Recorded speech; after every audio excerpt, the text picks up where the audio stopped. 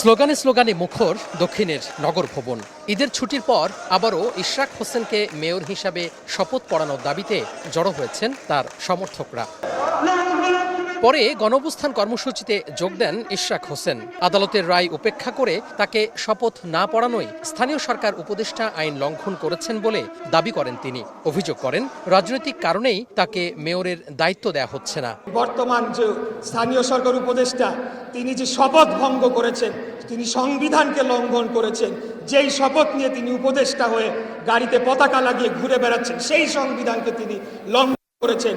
শপথ পড়ানোর দাবিতে অবস্থান কর্মসূচি অব্যাহত থাকবে জানিয়ে দ্রুত এই সংকট নিরসনে প্রধান উপদেষ্টার হস্তক্ষেপ চান ইশরাক হোসেন। প্রাণ সসের মাখামাখি টেস্ট নুডলসকে করে তোলে আরো ইয়ামি আরো জোস। প্রাণ সস, সসের বস। আমরাও প্রধান ফটকের তালা, এটা একটা প্রতীক, এই তালাটা আমরা খুলতে পারছি না। এই সমস্যা সুরাহা না করা পর্যন্ত আমাদের এই কর্মসূচি অব্যাহত থাকবে। এখন থেকে দক্ষিণ সিটি কর্পোরেশনের জরুরি সেবা ইশরাক হোসেনের নেতৃত্বে চলবে বলেও জানানো হয় অবস্থান কর্মসূচি থেকে। তোহা খান তামিম, সময় সংবাদ, ঢাকা।